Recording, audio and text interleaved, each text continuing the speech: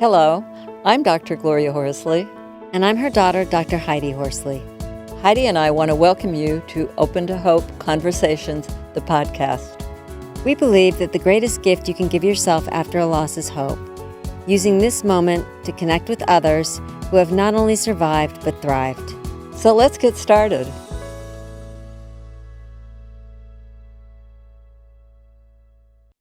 So today we're going to be giving you ideas on helping yourself and others after a traumatic event. Wow, Heidi, it's really been something with all of the trauma of school shootings, and recently someone stabbed 4 people, and it's really been traumatic for a lot of people. Well, and I think the fact that we've got 3 major, shootings, they're calling them domestic terrorism in a very short period of time. El Paso, as you know, Dayton, Ohio, and Gilroy is very, very upsetting to people and very concerning, understandably so. Mm-hmm. For sure. And one of the things that you and I have talked about a lot is how you need to take care of yourself. We know for people that are watching us, it may be a trigger for them. It triggers something in all of us. Now, the question is, how do we handle the triggers? How do we help our kids handle the situation? And how do we keep ourselves maybe kind of calm, Heidi, wouldn't you say? Well, I think how we help ourselves and how we take care of ourselves is really key, because your kids are watching you. And how you respond is really how they're going to respond. So we need to help them not be overwhelmed by anxiety to the point where they can't function. Mm-hmm. Really important. And, the news really gets us all going. One of the things that we recommended to people that they often did was take a news break and maybe limit the amount of time that you watch the news. Well, I think that's really important, Mom, because the issue is that these traumatic events, these shootings are shown over and over and over on television and on the news. And for children, what children think is happening is that it's happening again and again and again. They don't realize it's one event that keeps being replayed on the media. Mm-hmm. So I think taking news breaks is very important, because when you have the news on, your kids might not act like they're paying attention, but they are.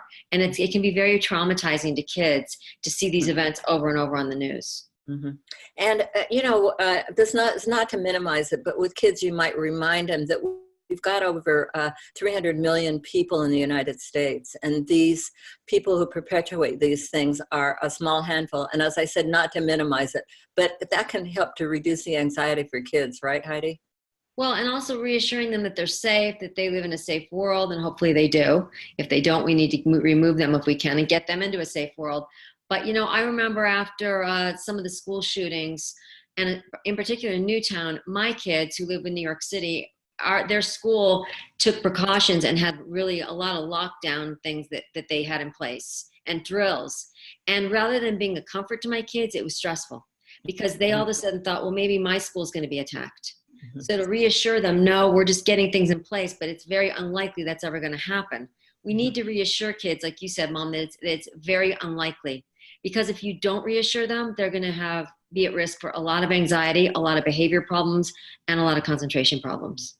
Well, but Heidi, that also gets back to the point you made. It begins with you. If you're going to reassure your children, you've got to find that space within yourself.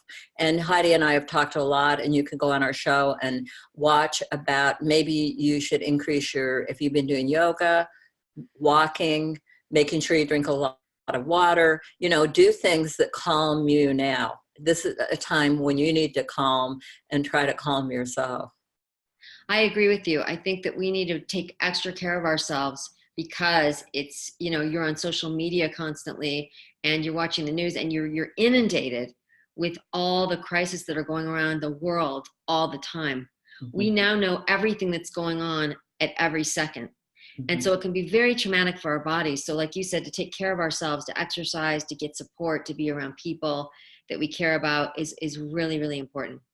And don't forget laughter. Get yourself a funny movie. Remember something that you've enjoyed in the past, Caddyshack or some old movie or that you've liked, and bring it into your home and play it, and try to figure out how to get some laughs in the evening with your family rather than focusing on the news. Yeah, I think that's anytime we can create positive experiences and memories with our family, it is really, really important. And I mean, just the idea of as a family saying, whatever is going on, we're going to get through this together. get together with friends, because we know that one of the number one things to help you get through a situation where you're feeling traumatized is peer support. So try to have people around you that are your peers that you enjoy, that can be supportive. And I'd really try to watch the negative talk. I'd really try to kind of cut it out of your home for a while. Heidi, let's give people some actual recommendations on some of the things they can do. I'll start out with one that I think is important. I think you need to take maybe a little inventory of where you are if you've had a loss in your own loss right now. How long's it been? I would say, I think exercise is really important. I think getting in nature is really important. Going for a walk every day. When you're feeling anxious, get up and move. Do something. It can be cleaning your apartment. It can be going for a walk. It can be calling a friend. Don't just sit in it. You know, if you sit, what you focus on grows. So, you know, if you focus on all the destruction in the world, it's going to seem like everybody is negative. And the other thing I would want to say, and we've seen it before in other things, and Mr. Rogers said it, which I thought was really amazing. Look for the helpers. When you see events like this that are horrible and tragic and people have died, look at all the people that weren't like that and that were helping and that were saving lives, because there's a lot of good people in the world. And one of the things we've talked a lot about is gratitude. If you can think of some things that you're grateful for, just maybe one in the morning or two or whatever, and think about journaling, maybe a gratitude journal, and writing down some of the good things that have happened in your day. My daughter, Heather, does something which is really fun, which is ask for what was your thorn and what was your rose today. So your thorn's the problem today and the rose, and maybe with your family, you can kind of concentrate on some of the roses, don't you think, Heidi? Absolutely. And if you feel like you want to do something for the victims of all these shootings, you can go to the Red Cross. You can go to the public good site.